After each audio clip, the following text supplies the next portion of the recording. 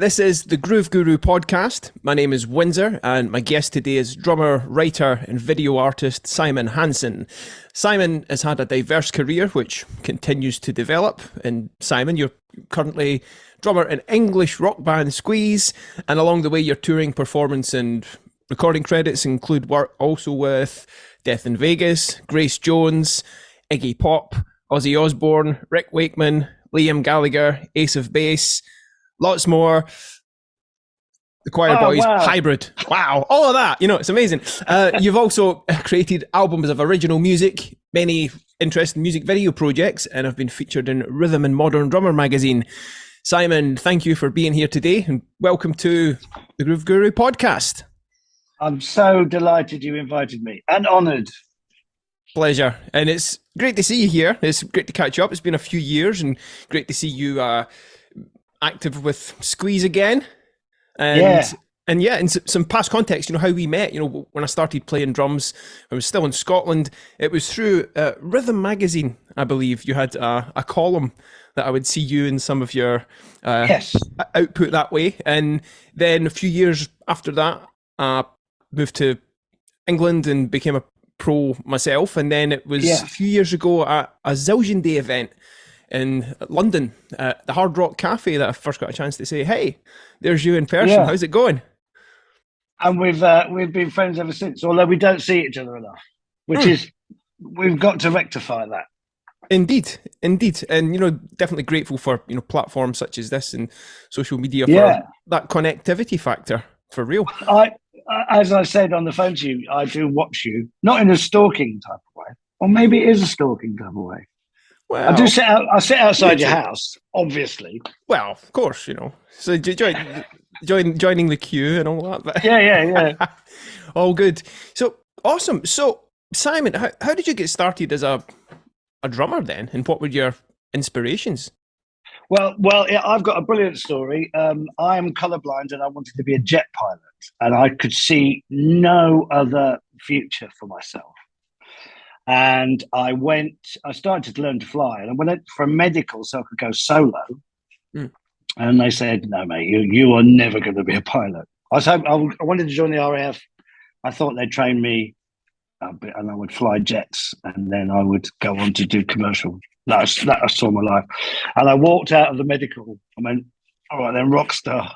And I remember saying that to myself as a joke. I mean, it took me quite a few years for reality to catch up with me. But I mean, I don't believe I am a rock star, but I do pretend to live that life.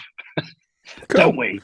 Yeah. Yeah, it's good fun doing what we get a chance to do, making music and bring smiles to people's faces, etc. You know? I just think I feel myself so lucky. I pinch myself, going, I'm still doing this. Can't believe it. Awesome. Yeah. So that's how it was. So then I obviously didn't go and become a rock star. Then I went, so I was leaving school in, I'll give away my old age when it's there, it's out there, early 80s. And there were no jobs, but I could play in a club. And I could get 10 or 15 quid a night when all my mates who had jobs were getting £25 a week. And you could do Thursday, Friday, Saturday, Sunday lunchtime in clubs, and you get a tenner every time, and that equated to me being a drummer. Awesome. And it was kind of the first, you know, because I've been doing it since I was 14, you know, playing in covers bands, and I just continued that. I mean, I had some jobs in between. Obviously, I was a toilet cleaner, a really good one. Worked in Sketchless for a while, ruined someone's wedding dress and they fired me.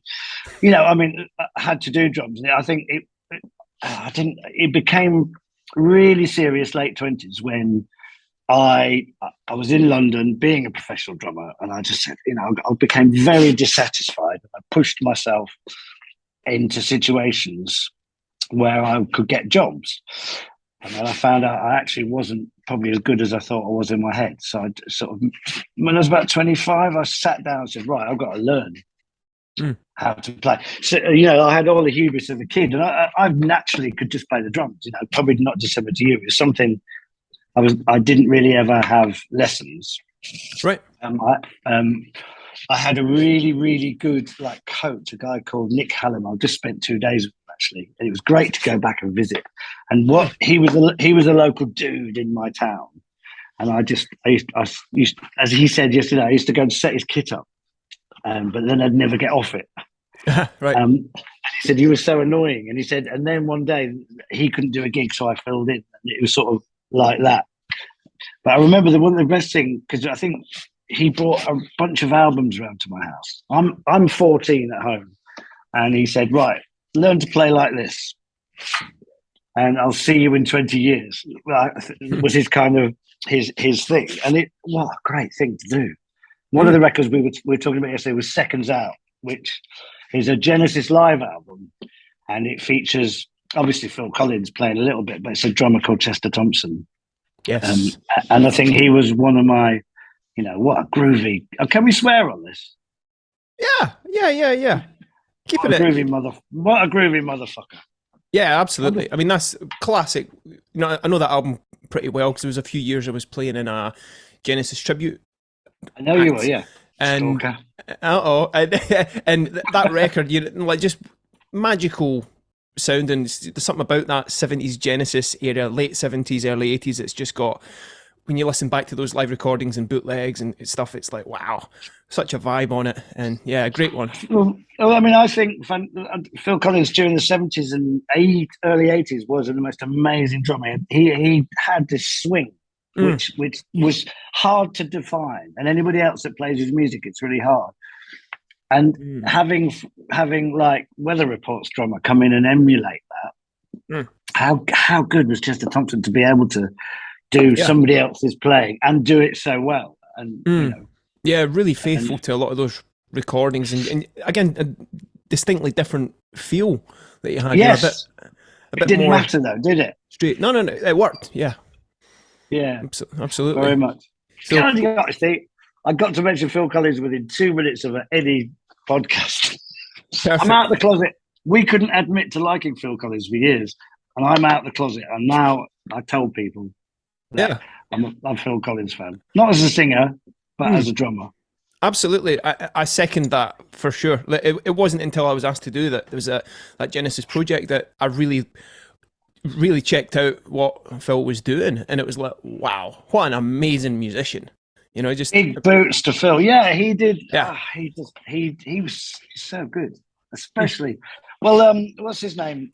Brian Eno used him on a load of stuff, and that was a really good bridge for me. I think he heard him playing on the Lamb, or saw him playing on the Lamb Lies Down, and the fact that Brian Eno went, there's something about that guy's drumming, because he wasn't a star at the time in any way, and it's sort of an indication of where he was sort of at. It brought something. What was that record again? I'm just going to look it up. I think it was Brian. Was it his third album? If you know the name of it, yeah, the one with Phil. I don't. It's worth giving a shout out to. It's just really another Green World. I think it might have been. No, well, that's the music to Arena. The BBC TV series. Another Green is the album. That's just one song. I know. Is that might be. There's a whole album called Another Green World. Yes, I think. Wow, Phil's on that. Yeah, it's a really, really good one. It's let me just double check. It's Phil's drumming on that. It was like 1975 one. I'll put it in the so we can check it out. It's really cool. I'm going back because the song Another Green World is famous because Arena was a 70s or 80s TV show about the arts where they had a bottle with a neon light in it, and that's the music to that, which is. There's no drumming on it, but it's an incredible piece of Eno music. He's a genius. Absolutely. Yes. I did met him in a studio when he was, I don't think they ever came out, but he's working with the Pet Shop Boys. And I was next door with someone, and he came out, and I was like, tried not to be a knob.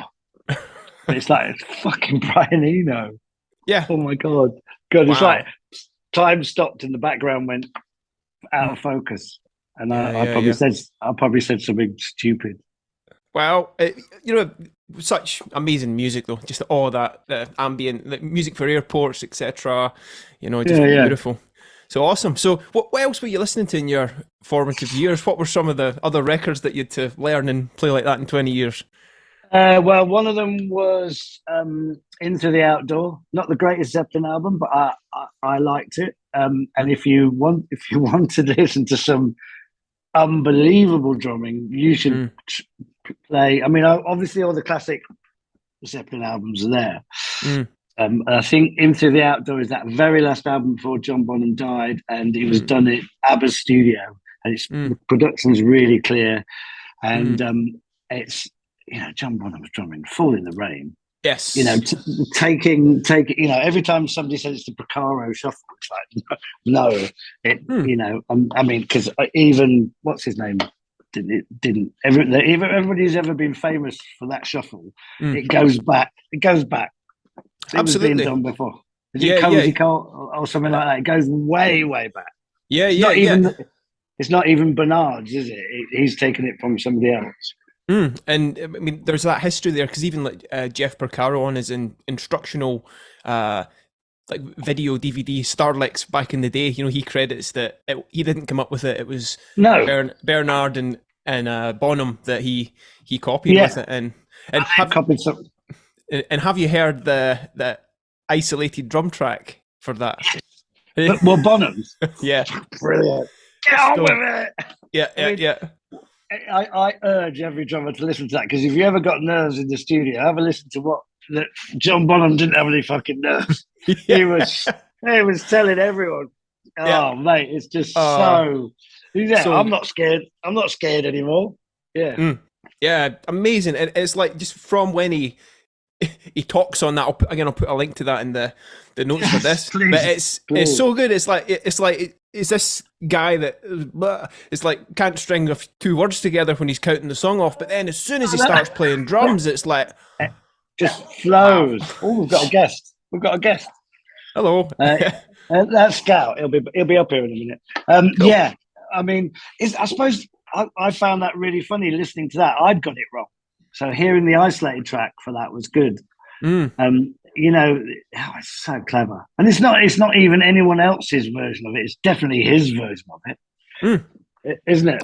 Absolutely, yeah. Just the kind of intricacies of it. It's like, you know, first checking out that Rosanna version with the ghost notes in between the triplets, that on the snare, and then it's completely a bit different with John. It's like, oh, wait a minute, got to figure this out. But yeah, great feel. So, what have been some of those key milestones in your career today, and along with that, you know, what are the kind of key things that you really, you know, realize those lessons? Because, you know, being self-taught without a teacher, then it's kind of on you to have those insights. You know? What were some of the key ones? I think well, for me, the greatest lessons have always been when I've got a gig and couldn't do it, or I've been put in with some amazing musicians, where you are given, and it's still happening to this day, you know, you realize you're in the presence of people whose musicianship is so high that you've got to match it.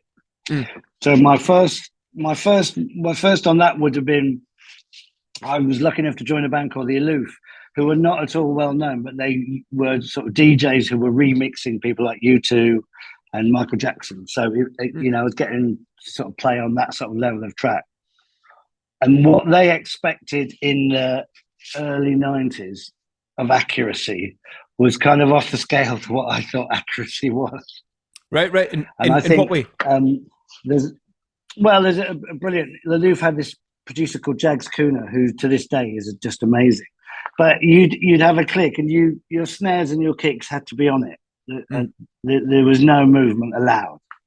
There was just, you couldn't say, well, no, that's feel. You know, they were either going to cut things up, or you're working with 808 kicks. And I think when I first went in to play with them, I was going in bombastic. I can swing, you know. And then when they played it back, they go, well, it's nowhere near the click, mate. And I'm going, oh, no, it isn't, is it? So I think there was a bit of, okay, let's go and sort that out. That's one thing I've got to sort out, which I am still sorting out to this day. I'm much happier with it now. So that was a definite milestone. And I think that affected all drums. I think we became this interface to drum machines in the early 90s, and some of us went with it and some of us didn't. And I was definitely, that lit up being involved in electronic drums for me, the possibilities of that. And I had an amazing association with the wonderful Yamaha, who gave me a free drum kit and access to electronic drum kits when, I don't know why. I mean, I'm sure I've never sold a kit for them in my time with them. But they were just kind of, they sort of had the money at the time to say, well, you've been on TV a couple of times. Here's a nice kit. We'll back you for a while to see if anything happens. And they gave me electronic kit, and I did a tiny bit of work on the development with a guy called Trevor Thornton, and went over to Japan to do stuff and did some sampling for them. So some of the drum sounds are actually some of my individual hits. Did it at Real World. Cool. For a week. Had dinner with Peter Gabriel. This is how long ago it is. He had a baby strapped to him because he was working on something, but didn't want to leave the baby. Wow. So it's got to be 20 years ago now, 30 years. Very cool. Awesome. And that with electronic drums, that's a big part of what you've been doing, which I've been seeing. Yes. You know, and I love them. I love the idea that drums, I mean, I love acoustic drums, and playing at a gig, as hitting, moving air is fundamentals of what we do. I love the idea you can do different things. I love the idea of triggering. Have you seen Zach Danziger? I always get his name wrong. Yes, yeah, amazing player. Yeah. First from the Wayne Krantz stuff at first, with the whole fusion thing, it was like, wow, he can play. And then more recently with electronics and some video projects, it's like, wow, it's pretty special talent, you know? Yeah, I went to see him, but I had to take a calculator and a pen and paper. I felt like saying, stop, Zach, stop the gig. You can just do that slowly for a sec. But obviously I didn't. I looked like a nutter. But I mean, there's always one. Yeah, mate. Yeah, I'm intrigued with video and where music collides with video as well. I think there's a world opens up. I'm a movie fan, and a piece of music can completely change a movie. Absolutely, and I love the energy that's like a nuclear explosion when the right song hits the right scene, and I love exploring that very much. Absolutely, and speaking of that, that's something I've really noticed about you that I didn't know existed as something that you did, which was creating those like music to movies. I think it was the chase tapes videos that you've done. Yeah, so I was curious about that. How did that? First of all, how did you get into that video production? Well, it all started when, unfortunately, Squeeze were at the Brit Awards or something like that, I don't know, one of those awards, and they gave all the bands there a flip camera. Do you remember those? Oh yeah, basically a camera with a USB. So we got this lovely gift of a flip camera, and so when we were out on the road, I would film everything and then make a little film and then put it on YouTube. And I've been doing that probably since 2005, and they're all up there somewhere. And it started out not as a marketing tool. This is I think in 2005, we didn't realize that the internet was a tool for marketing. We didn't really know what it was. I basically did it so that I had a diary that would be there forever. Because I don't know where my hard drives are. I mean, we don't even know how long hard drives will last, do we? Sure. But I'm figuring anything that's on YouTube it will be there, and that's my use of YouTube is that I don't commercialize myself, I don't promote myself, I just put stuff up so I know it's always there. Yeah, good to have that record for sure. And like with those chase tape videos that you did, is that what came first with that? Because there's obviously a lot of different movie scenes. Is like fight scenes. There's a Jaguar one. There's like a Bruce Lee one, and you're playing drums to music, which I assume you've composed for that. Yeah. Sure. So what came first with that? The movie clip or the music? Yeah, my idea was that I would like to compose something completely off the grid. So now going to the antithesis of my professional drumming career, where you need to be so accurate to be in with the computer because the track's probably already been half produced or whatever. I wanted to go 100% off grid. So what I did is I would then cut down a sequence from a film into 3 minutes. I would put it onto a screen in front of me and I would just play the drums to how I felt. And then I would add music to the drums. So the thing that is it makes me look so absolutely amazing. I remember Yolanda Charles, who had played bass with Squeeze for a bit, saying to me, "How did you write those time signatures? And how are you so in touch?" And I was going, "No, it's not that. I just played what the film was telling me to play. Then I added the other instruments. They're all digital instruments. I'm not sat with a bass. It's an iPad. It's right, like GarageBand, and then I just tightened everything up, except the drums. The drums is one live take, so that's how it starts. So in many ways, it's a bit of a con because it looks like I've written a piece of music then played along to it. And this is typified because I actually performed at a festival last summer with the films. And when I sat down to do the films, I thought, right, I'm going to play these live. I just couldn't play them. They're so complicated. Yeah. Even though I drummed them, it was like, so it's sort of a subconscious thing. I'm going to drum to the picture, then I added the music. When I came back to saying, well, I'm listening to it so many times, I should know it. It just sounded absolutely. So when I did the gig, I made a completely different set of films up and played along to them. I was more like a DJ. I was a DJ with a drum kit. And I'm probably going to do more of that. It was really interesting. And the main interesting thing doing it live was because I've been drumming all these, same as you, doing stadiums or whatever, or little gigs, pubs. I'm always behind a drum kit and somebody else takes the responsibility of being the focus, the front man. I've always got a singer, same as you, and I'm back there doing a completely different job. I'm there to be the drummer, to be triggering probably sounds and stuff and being there to play along the songs. All of a sudden I was in a festival dance tent and it was only me. It was me and the computer. And it was so scary. Because I started playing, I think, what if they just hate me? And then the demons started going. And because it was sort of a strange format, because it was a drum music, I wasn't playing covers or anything. Well, I did use some samples of different things. It took them about half a song before they went, oh, I see what's happening here. And it helps that the drums are so loud and then the picture was there and the music was good. And I did 47 minutes. So after one song, it was fine. They turned around and they went mad. But there was, the first half of the song felt like 2 weeks. Yeah. Because people just stood there going, fuck is he doing? Yeah. What's that bloke doing? What's that weird pictures in the background that aren't relevant? Funny. Yeah. Oh, brilliant. Yeah, really cool. Really. And so I saw that then the other one, the more recent one that I've seen you post, it was the Gold Room tapes. Yes. So that's the gig. So that is me. Right, cool. That is me preparing for the gig. Yeah. That's I kind of put that up. That was the demo for what the gig would be. And I basically put it online to log that that's it. But I mean, I've used so many samples in that, I can't sell it. I mean, I've got just certain vocals and stuff that is not mine. Yeah, so it sounds really cool. And with that one, because that sounds more straight ahead in a lot of cases than the chase tapes. That's really astute of you. Yes, that was what I did to be able to play live.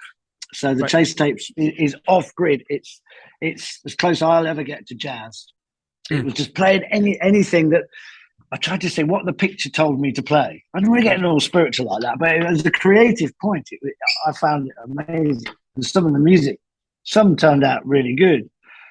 Whereas I thought, even if I do this in a dance tent, like as the chase tapes, even if I straighten them out a bit and it's that abstract, people just won't get it. And because I was on, it wasn't a big festival. There was probably, I don't know how many people were there, but I was on after a Kings of Leon tribute band who were amazing.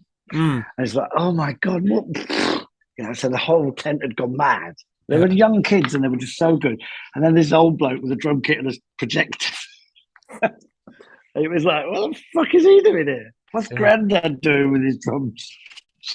But he makes pretty interesting noise. But yeah, there's some really great like creative visuals with that, and I think the quality of that production with the video is like, wow, I was pretty impressed by that. And musically, thank you. Yeah. And was that the Gold Room tapes? Was that spontaneous, playing what came to mind as well, or was that more composed? It was a little bit more composed. So the music did come first with that because because I was on a meter, and it came from, I've been messing around with Ableton, and I mean, music, it's just changed now, hasn't it? So nowadays, when you're writing music, you can just go to the internet and get a section. And you know, is it like Splice where you can get different, you pay the copyright, you pay your subscription, and you just download. I didn't actually use Splice. I used Ableton with a launch pad. Yes. So I don't really see basically a launch pad is like a chessboard where it's a MIDI controller chessboard where you can link it up to different sounds, and as you press it, you can set it to a key, so you can play piano and you'll never be out of key, or you can set it so that only the right notes light up. I just went and bought one, and it's amazing because I don't know what a G minor seventh is or care, but I know when things sound right. Yeah. And in some ways, the music I make it's not based around. I mean, I'm in bands like Glenn Tilbrook from Squeeze, and it's amazing. Chordsmith, genius. You know, I wouldn't dare even get into the same arena as songwriting as somebody like that. But for me, the modern production allows you to be musically sort of inept in musical training knowledge, but you can get a piano and it'll always be in the right key, and you can find some interesting inversions. Yeah. And that type of thing. Modern, you know, those type of production things are just amazing. I urge you all to mess around. You don't even have to buy a launchpad. You can just download it on your iPad. You don't have to have the physical bad boy. Yeah. Very cool. And great point, because, you know, a lot of people listening to this, there could be, you know, it's quite a varied audience. There could be, you know, up and coming people who are learning to play the instrument for the first time, or you could have people who are working more as a sideman and want to start, you know, writing and creating their own thing. And yes, what are some tips for drummers that want to get started with that process? Say a drummer who wants to write their own music but's never written a song or a piece of music before. What would you pointers be? I think that sometimes drummers aren't looked at as writers, and I think that's very, very wrong. I think we could potentially make them. And I think if you like music, if you like a piece of music somebody else has done, you can then be enthused to go and do your own. And do you know what? It doesn't matter what it's like, and you don't have to. You know, as I've just said, I work as do you in the shadow of giants in the songwriting field, but it just doesn't matter if you can go out and make a song and it sounds good. You're there, you've made it, then you can put it on YouTube and it might be a hit. But you've just got to go and do it. I think it makes you a much better drummer if you know how to put together a song. I think that your musicianship will go up, you know, exponentially. You will just be a much. Oh, now the dog's got it. Oh, this is going to be brilliant. How did he get special guest? It's oh, come on, Scout. Yeah, he's in now. The dog's in. Yeah. So I truly believe it's. I mean, I think my drumming got much better as well when I learned how sort of to produce and record drums. I think the quickest way to become accurate as a drummer is record yourself. And if you know how to record yourself, then you are, look here, we've got a guest. Hello. He's in now. If you know how to record yourself, make yourself sound good. This is Scout. You are, hey. That's better than a year's practice. Recruiting yourself areas. I don't know whether you found that, and I still. I mean, it's the biggest advance I had in my own playings when I could record and listen back. to myself and go, okay, you're doing this. I still to this day rush into fills, and I'm aware because I've edited myself that as you're playing along a bar and you're coming into a fill, I'm pushing milliseconds ahead when I shouldn't be. I mean, and I know that's feel, and I know that's part of the excitement of it as well. But it'd be nice, or it is nice, if you could control it and add it when you want.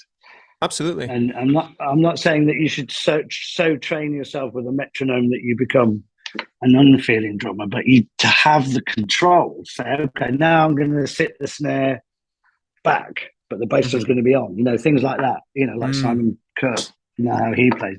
How does he do it? It sits so late, but the bass drum's always in time.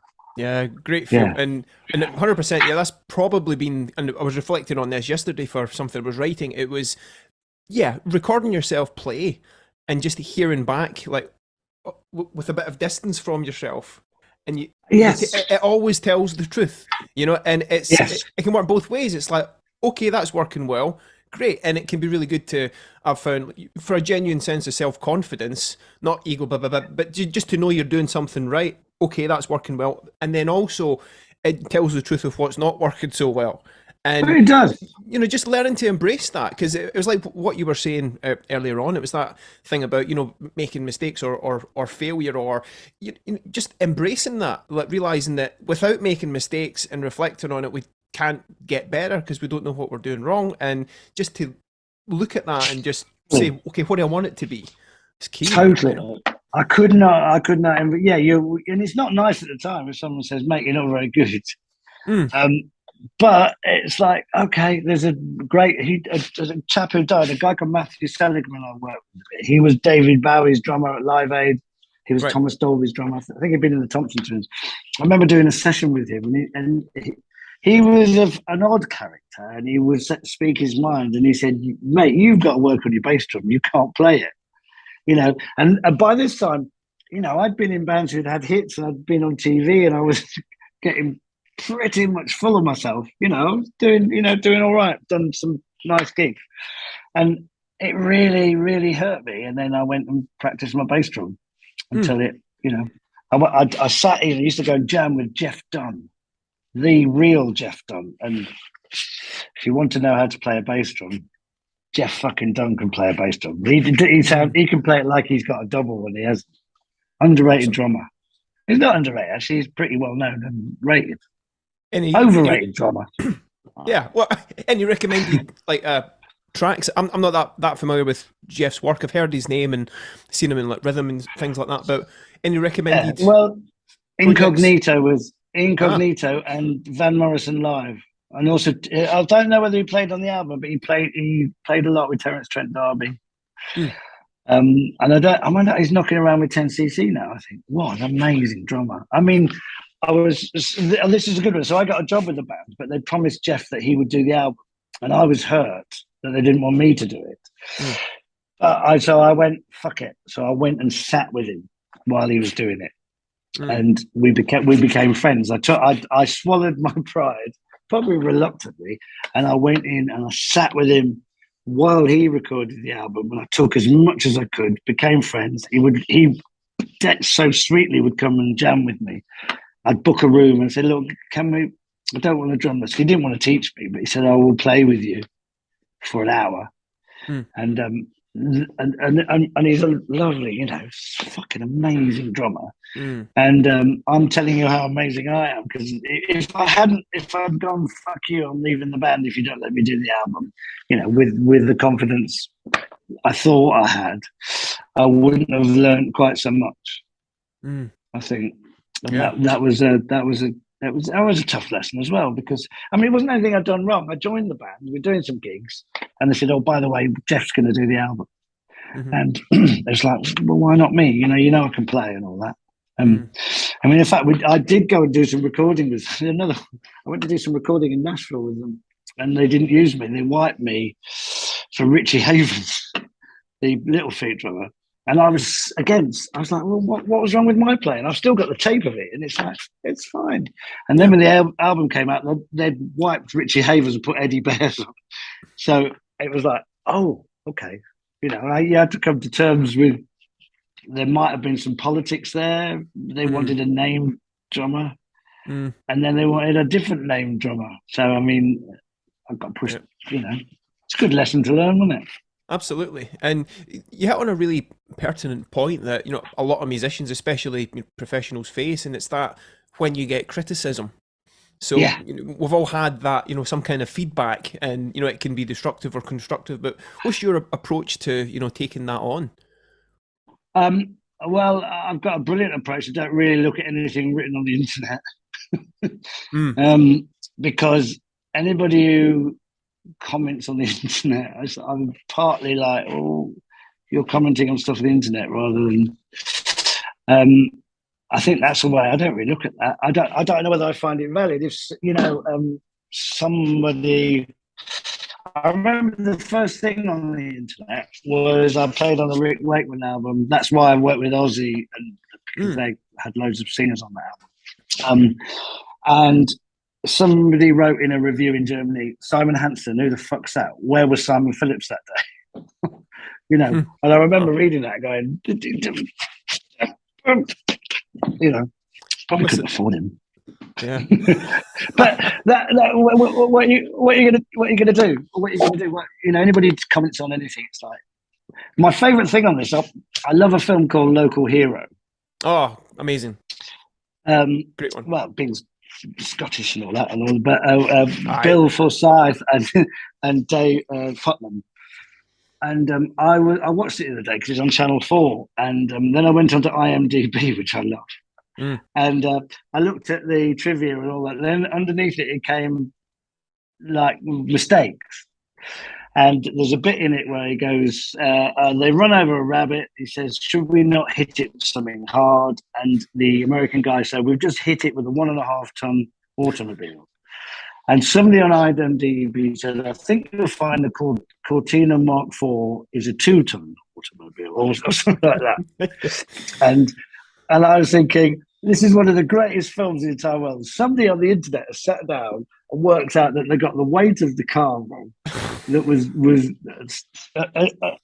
like a tiny subplot. And I thought, that's what internet criticism basically is like to me now. So I look at it like that. If I was to read something, I would just go, well, that's that. No, it's not. It's a 1.5. Cortina Mark IV gear is a 1.5. And I suppose that's how it is. But, if somebody who I had utter respect for, like Jag Schooner or, Glenn in my band, says something to me, or Matthew Seligman, somebody says, look, I think you should do it like this. It's then time to look at drop trigger. It's that 10. Absolutely look at yourself and go, right, I will, So I will validate the criticism, and I'll do it if I respect the person. Right, and if you don't, you'll just tell them where to go. Yeah, I did. We at a hybrid gig recently, a guy, he probably won't listen to this. So they do a meet and greet afterwards, and we were doing this, and I was standing there with the band, and he came up and he said, right, bar 28, I think we were flabbing with the... Okay. Get the notepad out. Yeah, and I'd had a couple of drinks by this time, and I just kept saying to him, how's your album doing, mate? That was my... that was my only response, and I found it really funny because he goes, bar 29, do you not think you should have done a film like this? And he said, I think Andy Gangadin would have done that differently. And I kept saying, how's your album doing, mate? Ours is at number 1, just want to say. But ironically, afterwards, I went, better next gig. I thought, well, I better be fucking a bit tighter. Yeah. How do you do it? Do people just end up loving like being at a gig and getting the vibe? And sometimes it's good to have a bit of criticism, isn't it? Yeah, and just being able to take that on because I get reflecting on this recently and working with someone, Hugh Cornwell or whoever it might be, and in the process of the practice session or even the gig, there can be direction given, and it's that willingness to, take that on and oh my and God! try it, no, in a professional setting, no, that whoever's MD, that is it. I would never. If somebody's at the reins and has responsibility for the show, and they say to me, "Can you play at the same tempo but hold it back?" I'm not going to argue. I'm not going to go, well, Absolutely. I was doing it. No, God, no. Yeah. No, you go, right, okay, I'll have to look at that. And I mean, tempo is a really interesting thing because a lot of the time I run a track with Squeeze. We're running bits and bobs, little sounds so I will have a tempo. And I remember when we did the pyramid stage at Glastonbury, filled with all the relevant nerves of all that. I started a song. I thought I'd started the wrong program because the tempo I had in my head for the song did not match what I was hearing, because my perception within that moment was so distorted. And then I checked 3 times. Dog, don't do that. I checked 3 times, trying to get out there. Trying to get in there. My perception for the track was probably 10 BPM the other side of what was happening. And I thought I triggered the wrong song. And I looked down and I hadn't, and I went with it, and we started playing it, and it was the one. So I mean, how you perceive time can depend on so many things. So you know, absolutely. I do. So I mean, definitely live, and I know like vocalists have trouble. They'll hear pitch a different thing at times, you know, and I don't. Glenn, who sings the Squeeze, gets it right every time, but when I hear the bass note, I hear it's in a different key, and it's just how you perceive it. And he doesn't. He always knows where it is. Yeah, it's that. Do you get? I go gig blind, you know, sometimes. It's interesting, that perception of time thing. It's like doing a set that you've played so much. It's like I was reflecting this a few tours ago I did with Hugh Cornwell in the UK. It's like we've got this. The first set is the same every night, and the second one would be different. And we all knew the material really, really well. And it's like we could play for an hour, and that first hour goes by in like 5 minutes. Yeah, so it's like, whoa, what's happening here? And it's that there can be that, you know, interesting perception live about pitching things. And what I've found is just to be able to trust myself that if I can sit and play, and this is the way that it makes sense for me, is if I can sit and play before the rehearsal or the gig, just me with a click track and play through everything and hear all the bits in my head and pitch it right, then that just instills that sense of trust that I don't then think about, what's the pitch? I just do it. You'll know where it is. Yeah. I think it's good to do that. I mean, that's very dedicated. I think I'm much more of a bit of quiet time. So an hour before a show, I get changed. Try and sit on. I try and sit on my own and not get to do my pacing. Absolutely. And yeah, I don't do that before every show, but just that in practice. I was going to say that's really fucking dedicated. Mate. Yeah, absolutely. I'll definitely be quiet and think about. I'll have a look. I'll get a set list and have a look and just go through it. Yeah. Not in real time. I'll go through the songs. And, exactly as you're saying, but not. Yeah, I think also that a week into a tour, it should be there, shouldn't it? 100%. Should have locked in what you're doing. Yeah. Absolutely. Very much so. Very cool. I mean, if I don't do this at the moment, but if I ever used to sit in on sessions for bands and there wasn't many rehearsals, I wouldn't like that.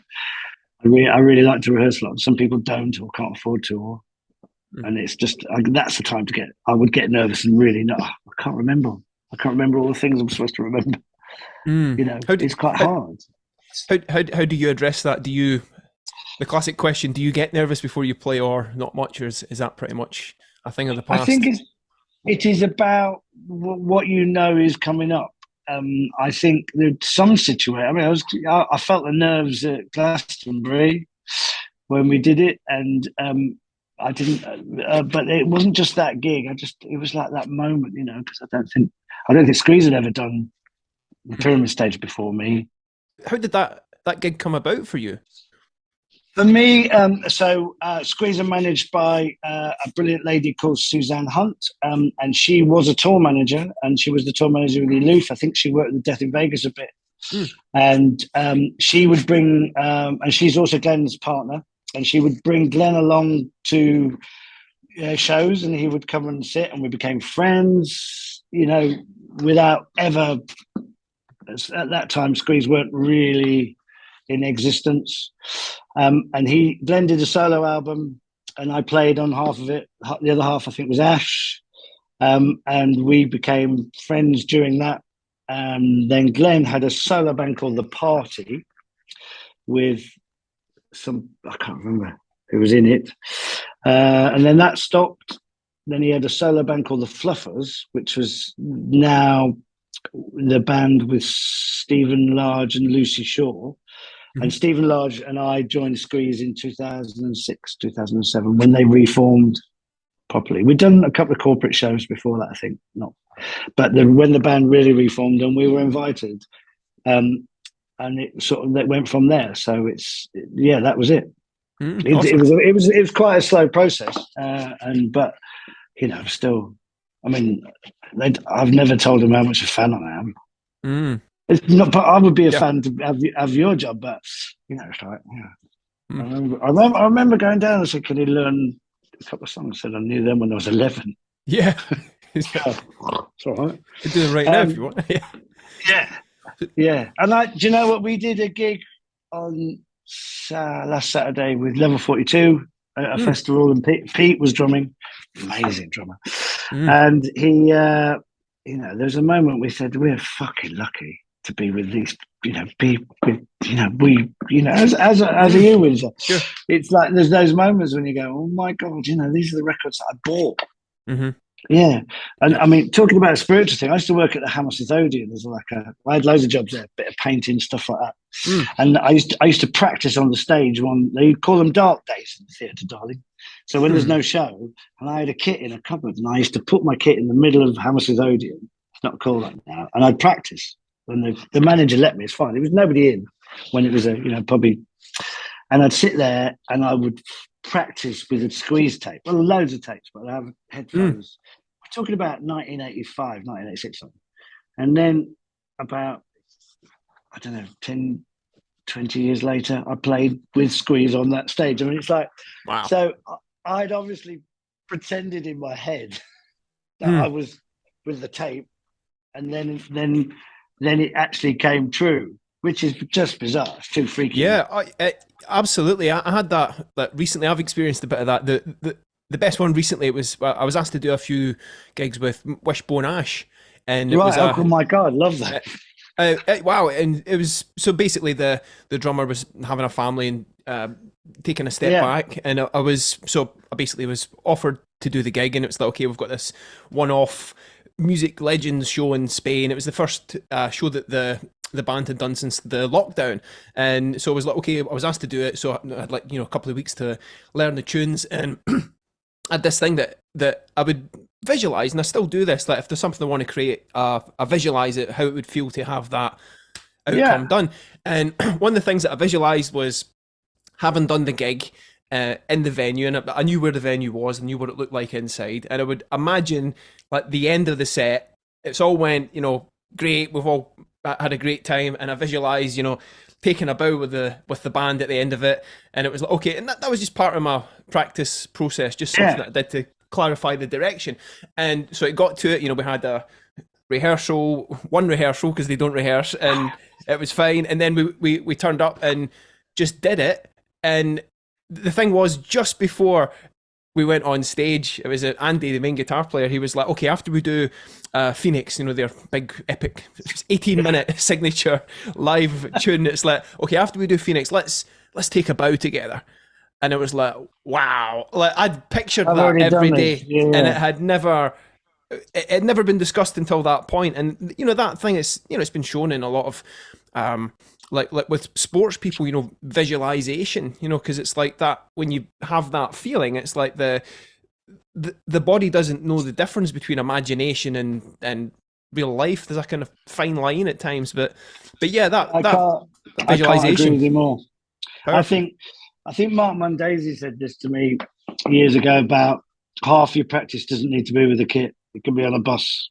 And he was totally right.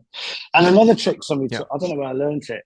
I was trying to do, the days when you wanted to play fast. I've now since realised it's what you don't play is what gets you paid more. It's the spaces, learning to play the spaces. But somebody just said, okay, in your head, do the fill, but slow reality and time down.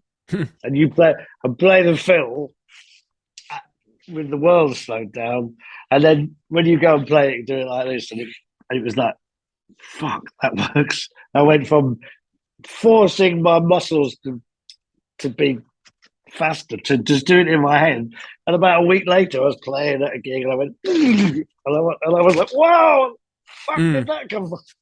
You know, it's freaky, and that was just. I just opened a possibility where I closed it off before because I thought, you know, I mean, I'm not into that sort of playing now. And in fact, I'm really shy of solos. And but you know, in the days when I thought that was the only important thing, to sound like a machine gun. Yeah, we all go through the phase to some extent, you know. In some ways, you got to be there. Like we're saying, like the control is not to play accurate like that, but it's to be able to choose where your beat is going. You have to be quite fit. Which is that it's like freedom, that ability to just like have a sound in your head and just express it. Which is, and I think that is the thing that, you know, I know that drum solos get a lot of bad rap, you know, especially when it comes to, you know, playing for the song, because that's when we're hired to do that. You know, that is the thing you got to make sound good, right? But that point though about being able to have that facility and the chops and the technique, then it's like more colors you get to paint from in your palette, and that like that I've definitely found that too. It's like I've got to the point that I've got enough chops that I can do what I want to do with them, and it's the practice is less here, but it's more here. When I'm clear here, hard, for me, half and half, because I think as I just need to keep fitness up, because if you're going to go and play for an hour and a half, and you know, it's you know, I'm still moving air. You've got to do it, I think, and so fitness is there. Although I've been that whole doing it in your head, holding the sticks a bit different. I don't get blisters anymore. I'm still hitting hard, so it's just a little bit controlling a different side to your playing, and it really is. So I will practice in my head, and do. I mean, I'm really into all that. I mean, I don't really know how it works, but I do know that I've ended up being right in the middle of a lot of my fantasies. In every aspect of my life, and you know, like you, still living the dream where I don't have to take responsibility for anything but doing a bit of drumming. Yeah, absolutely. And you hit on a great point there, which was, you know, staying in shape, you know, especially when it comes to like being on the road. What's your kind of approach to that works for you? I've gone through a curve of being my age, and now you know, with being on the road I don't really go out after gigs anymore. If there's a night off, there's a day off after the gig, before the day off, I might have a drink. But I just find myself, for my own personal desire, just taking it easy, take it much easier compared to 10 years ago. And I think, you know, probably when we were younger, it was all a bit gung ho. I mean, I was in a band called Death in Vegas, which was just, my memory of it, it was just mayhem. You know, when we were, you know, pushing excess boundaries. I don't think I could do that now. An early night now, early night. Because there were certainly some characters in that you worked with. Was it Liam Gallagher and Iggy Pop and stuff on some of those tracks? Yeah, they sent a tape to Iggy Pop, and he sent a tape back, so he put it in, and then it ended up being a hit.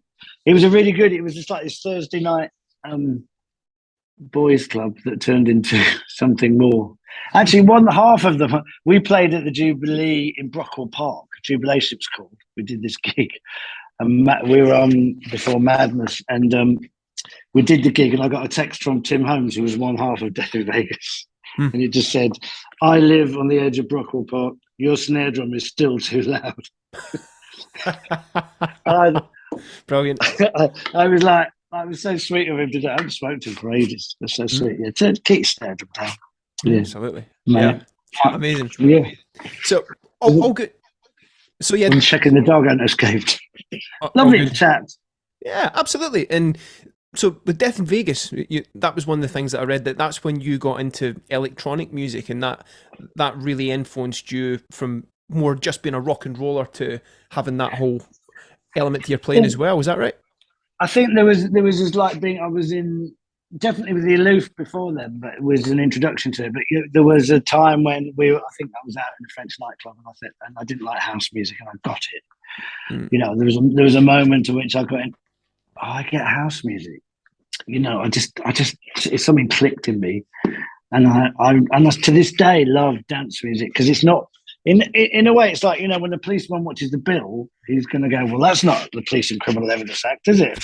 And I think with drums and with drumming, when you listen to a Genesis album, you go, well, I see what he's doing there, and you're listening to it not as a civilian. But if I'm going to listen to some electronic music, then I am a complete civilian and can immerse myself. So I think it's ended up influenced. I definitely got more session work after I learned how to, do everything really simply. Yeah. I used to joke about, I think every session I do could be one hand, and they go, that's the take, and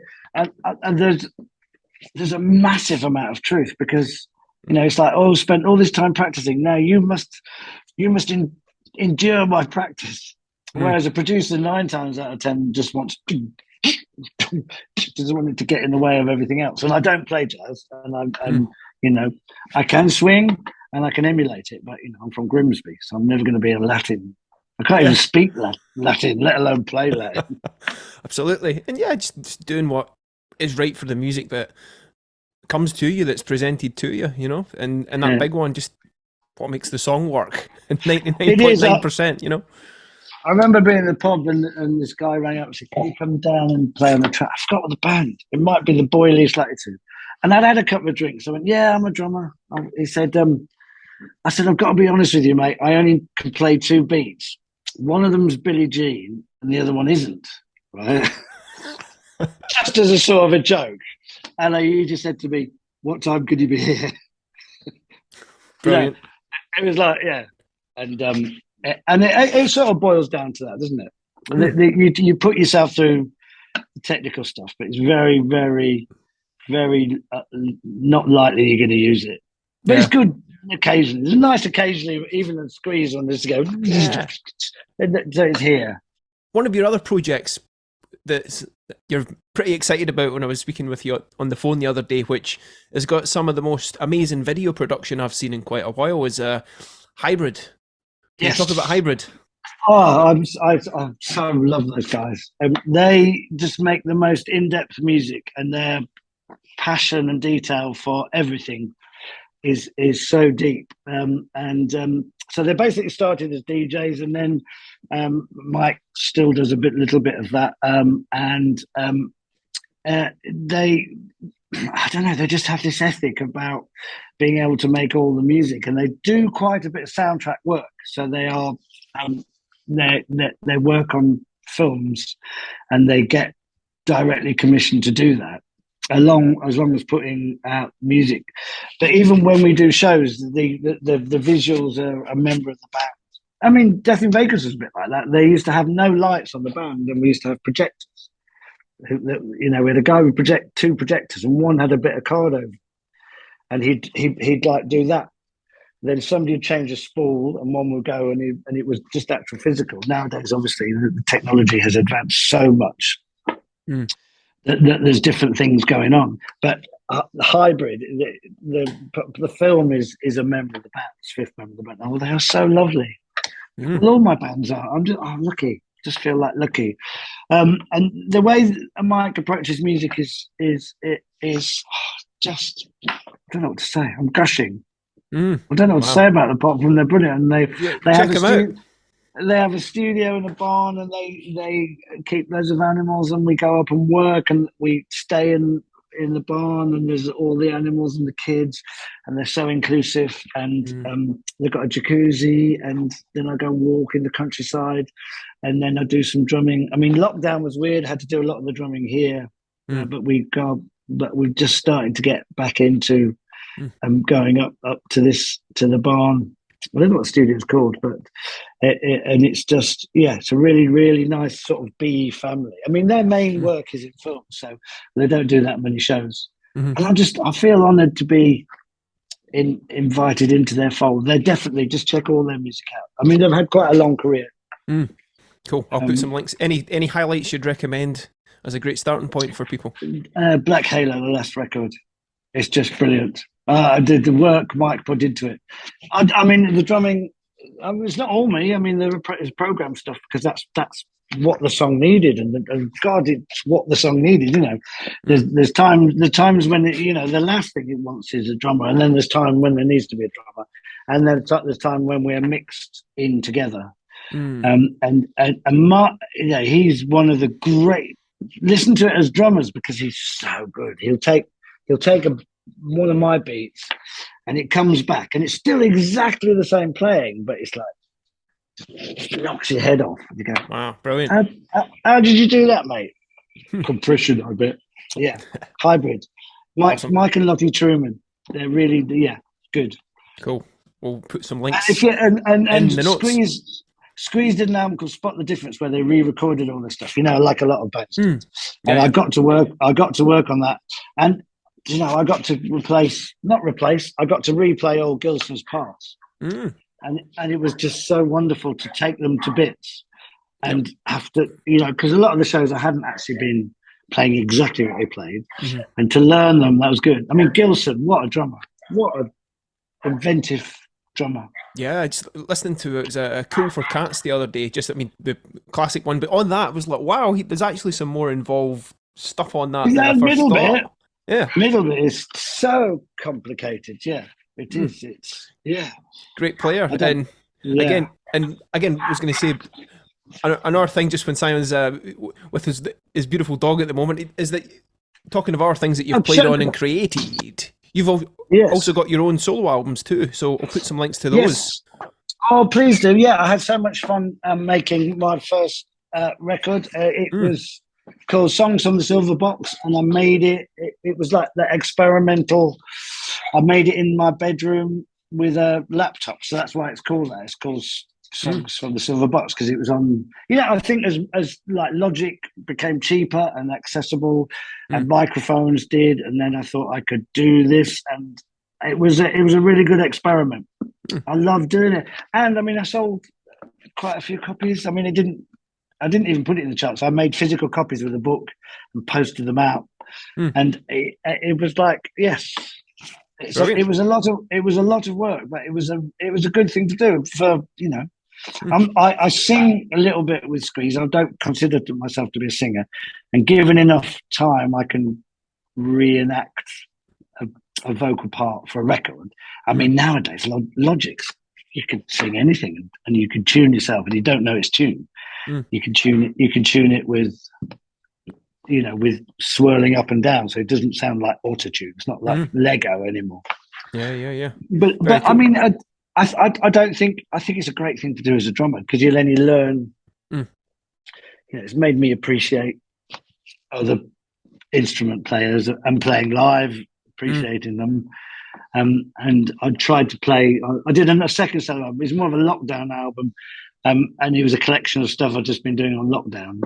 And I didn't really promote it. I put it on Spotify. I'm not sure I agree with Spotify. I don't think they don't pay PPL. They don't really pay people very much. I'm probably going to get shot now. Well, good to get your music out there and get an audience, and I'll certainly put some links to it. Oh yeah. I mean, chat's all good. It's a way to publish. I kind of like YouTube again. Don't really pay much, but there's a much better system with YouTube.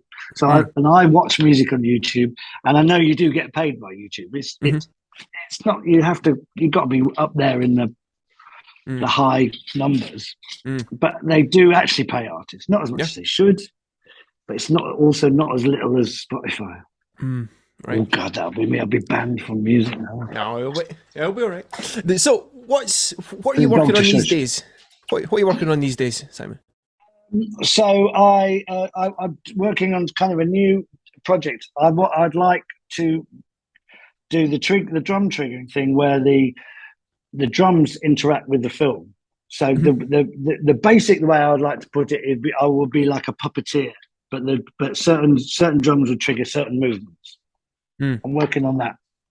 Very cool. It's early days. So so it would be set up probably in Ableton, and what I played would then create a film taken from different visual sampling. Awesome. It sounds interesting. Really complicated. It's And really complicated. yeah, which is interesting because when you're doing that, which is not the normal thing that a drummer does. What's the learning curve with that? What are the main things that you're finding you're having to get better at in the process of that? What are the challenges with that?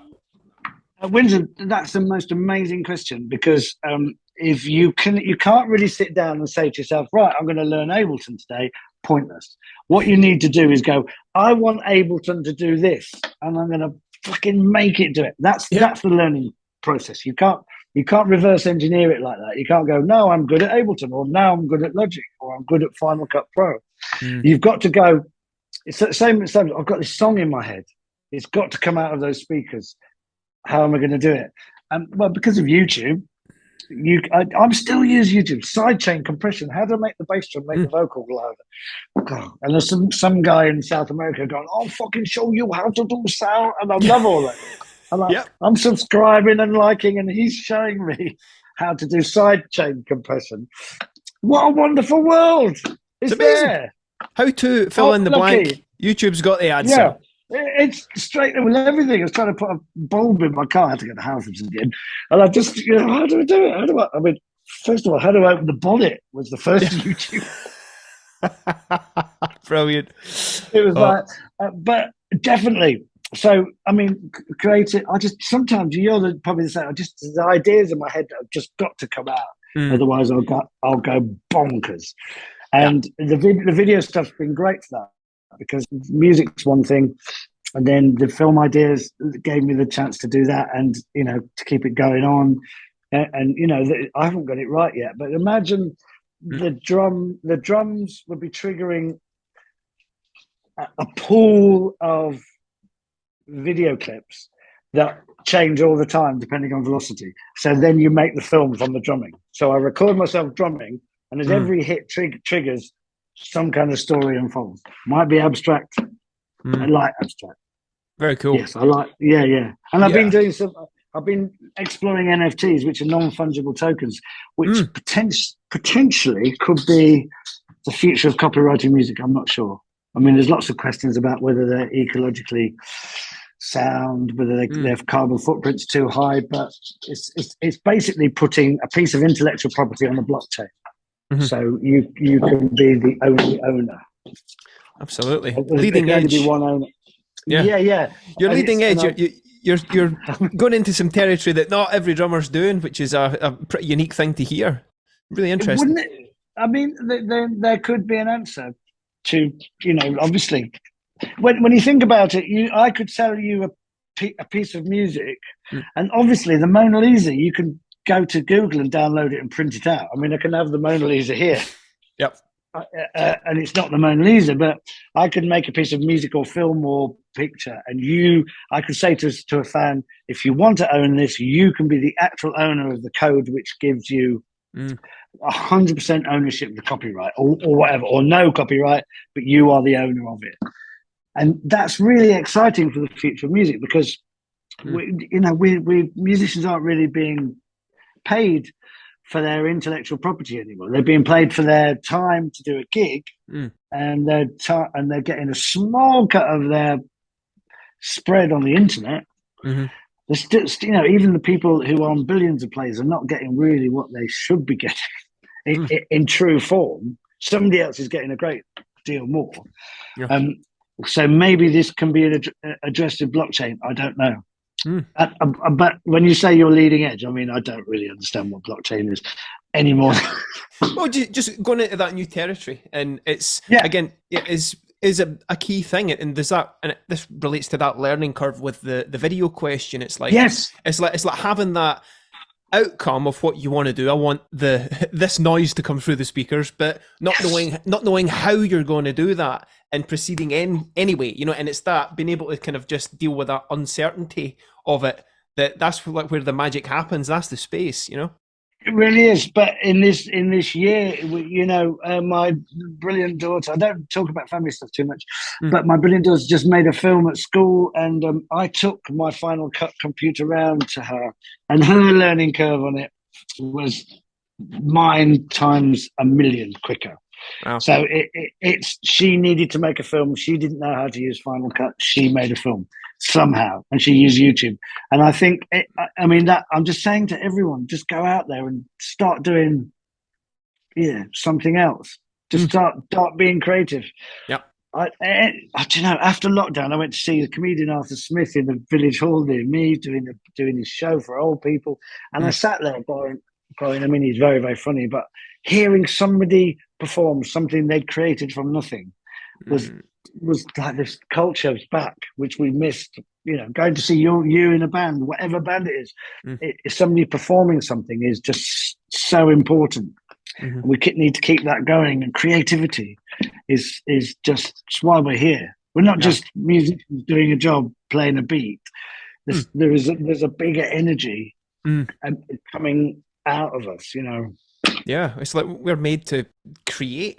You know, what is life all about? It's like, you know, okay, not getting religious at all. Some people say we are made in the creator's image, but if we are, then we're here to create, because that's what the creator does. So just creating, there's a power to that that's just really fulfilling. I mean, you know, I don't pertain to an orthodox religion, but there's something going on, isn't there? There is energy, you know, feeling the energy of a room full of people. Yeah, there are energy things, and definitely looking forward, my projects is to add more of that to my output. That from even that gigs to writing to trying to create. Some of it I should be like giving a little bit more credence to letting energy. I am sounding spiritual. You're like, shut the fuck up. No, you know, that's the secret sauce, though. It's the secret sauce. Yeah, absolutely. And God, something's got to light the sun up, you know. And we're basically conduits to that. And the more you allow through you, the more is allowed through you. And I think people get. Do you ever have nights where you've played amazingly and nobody says anything, and then other nights you haven't, but you felt good, and everyone comes up and goes, "Man, you're the best drummer I've ever seen." And I go, "No, you should have seen me last night." And something happens, doesn't it? You just get those nights, and they go, "I couldn't stop staring at you." Yeah. It's because I was more of flowy. I was more conduit than conductor. And that was a really cool point. There was a great interview segment that it was someone was asking you, what do you love most about your life, and you were talking about music and letting it flow through. And is there a kind of process that you find facilitates that, or does it happen when it happens? How does that show up for you? Well, do you know, it's something I'm working on. I started meditating very, very short periods of time. I've got a mad mind, which is always going. And I've always done it a little bit. I've recently just like really given it time to go to a dark room and just give myself, to breathe through things. And it's very, very slowly coming. And I want to put that into my playing. Yes, I don't directly have a process apart from, I'm a real fan of David Lynch, and he's bang into transcendental meditation. Read everything that he's talking about, because he's doing it for education. I love David Lynch. Yeah. Have you read his book? I think it's Catching the Big Fish. I think it is. Not yet. I can't have trouble reading because my mom. No, it's a cool one. He made. I might get the audio book. Put a link in so I can see. I will. Yeah, just really cool book for any creative. That it's just really interesting to hear how he talks about his process for getting what's in his head and the feeling onto the screen. His whole thing, I mean, just one of the points, for example, he talks about that's his process. How does he capture that exact feeling that comes to him and get that on screen? And the way he articulates things is pretty clear. So I highly recommend that. Great book, actually. Really good one. I'll look at or text it to me. Yeah. I think David Lynch I didn't get until I was 40. When I was 40, I just rewatched everything and I went, oh my God. This is this is beyond genius, and I wasn't ready to tune into it. Yeah. And he made an album, which the first time Rob the Bank put it out, and the first time I listened to it, I just go, oh, what's that? That's just rubbish. Then I played it the other day on a car journey, and I went, you fucking idiot! Why did you miss how good this is? But that's that I wasn't ready to receive it at the time, I suppose. Yeah. And now I am. Yeah. Always the right place at the right time. You know, things come to you at the right Yeah, moment. of course they do. Absolutely. Yeah. And all good. So, quick few final questions then. So, what are you checking out or listening to these days that really lights you up, or even watching because you're really into movies? Yeah, I've watched. What are three things? I went. So I'm going to mention local hero. Music. I get lost in this musical question because my sea of music is. Oh God, it's so. It can be ultimately really bizarre. I went back to a bit of Phil Collins was in a band called Brand X, and he had an album called. Was it Unorthodox Behaviour? I just put it on the other day. Yes. Yeah, that's one of them. I went back to that. There's a band I really, really like called Future Islands who've got a bizarre singer who does sort of performance art. Watch them on Letterman. Okay. I watched the Ballon Rouge, the Oscar-winning French film about a boy with a balloon running across Paris. Please watch it; it's so good. I won't tell you the ending. All right. And so I can't really read. I haven't got my attention span for reading. I like. I wouldn't know what to say. No answer. No worries. Yeah. So yeah. Okay, so kind of sum it up then. Well, first quick question: the crash cymbal. You angle your crash cymbals away. Very interesting. How did that come about? It's pretty cool one. It came about doing directly on this. There's two answers. There's one. I always wanted them as low as possible. So I just wanted them low, and I found that when I didn't have overhead mics, they were cutting through a bit better when I was playing with rock bands, and they sort of evolved down.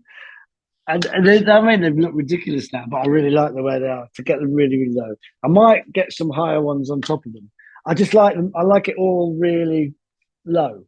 And if you tip them away, you can actually get that bit lower. And now I have the ride flat and I have the hi-hats flat. But that's my two questions. They seem to fit in really. And it's also, I think also I can get the electronics, I can get everything at the same height when they're there.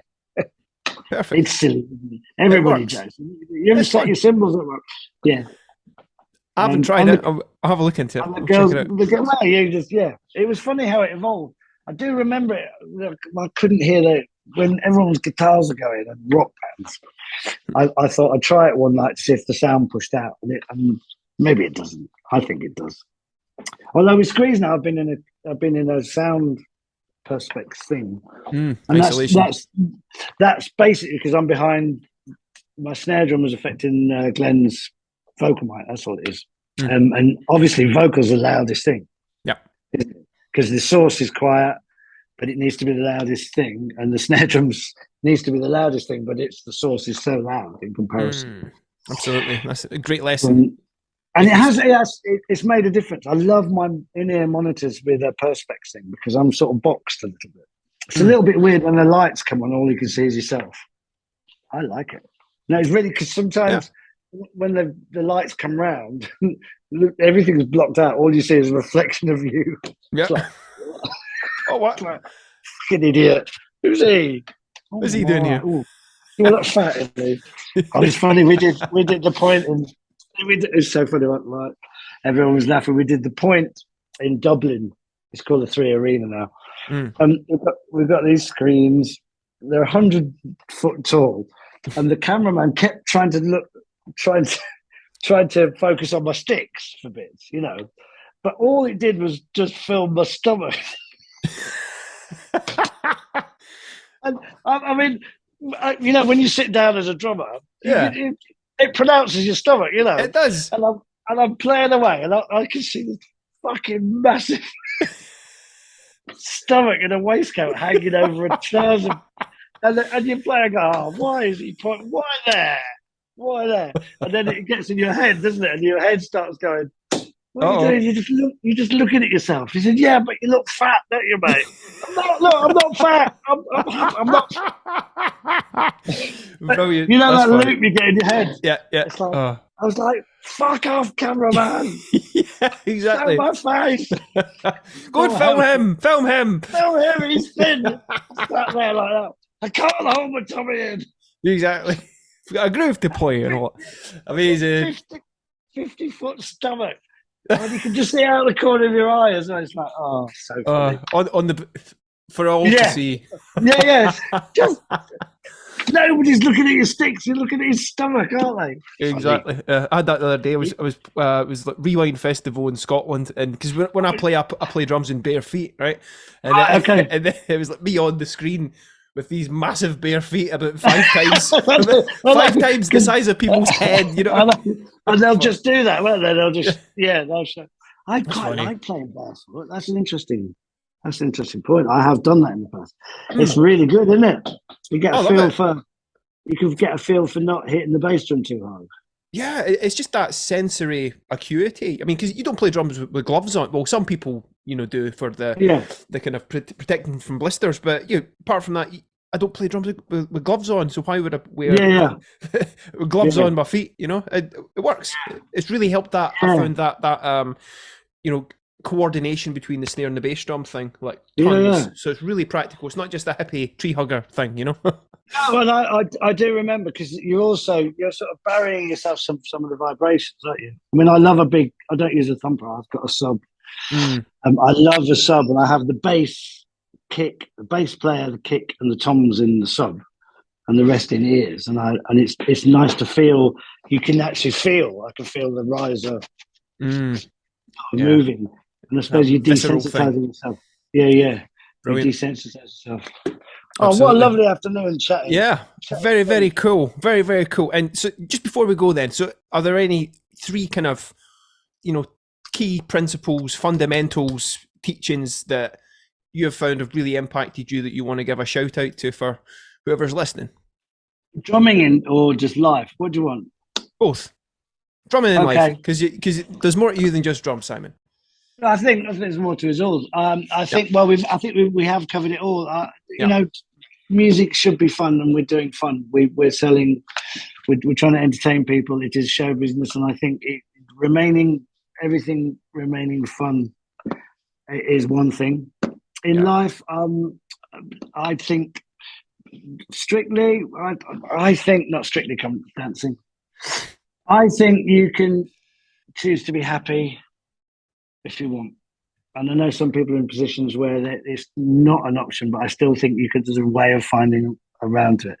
So I do believe that happiness is a choice, not a reaction. I've been through bad things, as we all have.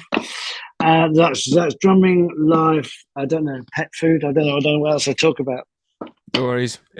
Friendship. And, I think as drummers, we're an amazing little group. And lockdown has proved that, there's been some really good connections made. And I do honestly find drummers to be the least competitive musician. I think we're quicker to be mates. And, there is actually room for every single one of us to do very, very well. So music is not competitive. It's creative. And if you ever feel that you're not doing as well as someone else, you should stop that, because there's room for everybody to bloom. And if you're playing this weekend, you're fucking doing better than me, because I'm not. No, that's a great points there, Simon. And what's next for you? What's on the horizon? Got a couple of weeks off. We've got a couple of shows in America. Then we're going to do a UK tour with Squeeze, which starts October sometime. And that's just around England, which is lovely. Finishes early December, late November. And then there's loads of things in the pipeline, but you never know, do you? It's probably similar to yours. I've got a diary full, and probably 30% of it will happen. I'm lucky to still be playing. I'm 58. I'll be 60 in a year and a half. Brilliant. Who would have thought? Who would have thought that you would still be doing it? No, great. Your 7th decade is approaching. I'm into my 7th decade of drumming, and it's got better. And I highly recommend being 58. Yeah, it's the new 32, isn't it? Yeah, brilliant. I've really enjoyed. Thank you for inviting me. Yes, no, pleasure. And really glad. Me too, man. And Simon, where can people find more out about you and your projects?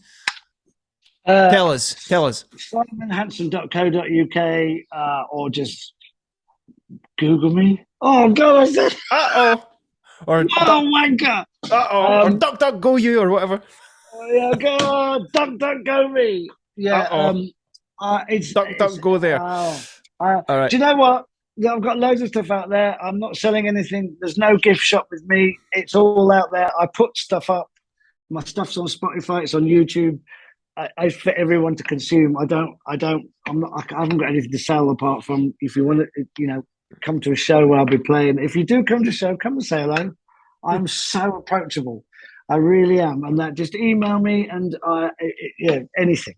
It's I want everything to be fair. I mean, you're gonna have to pay to come and see Squeeze, obviously, but I want my output to be 100% free and to be expanded on. And and when you do that, things will latch onto something else. So it's all there. Please listen to everything and tell me if it's crap. All good. Simon, thank you for being here today. Really enjoyed it. And you and me need to go for a pint very soon. Let's do it. Cool. Sort it out.